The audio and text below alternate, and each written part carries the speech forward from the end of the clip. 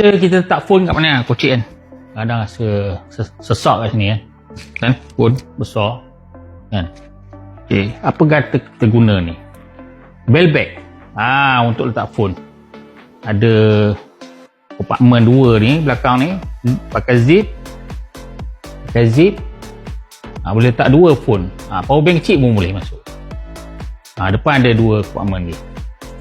Dia pakai clip, okay, selamat kan? Jadi kita letak kat sini. Dah pasang. Taklah tali pinggang. Okey, jadi phone kita letak di sini. Dah selesai.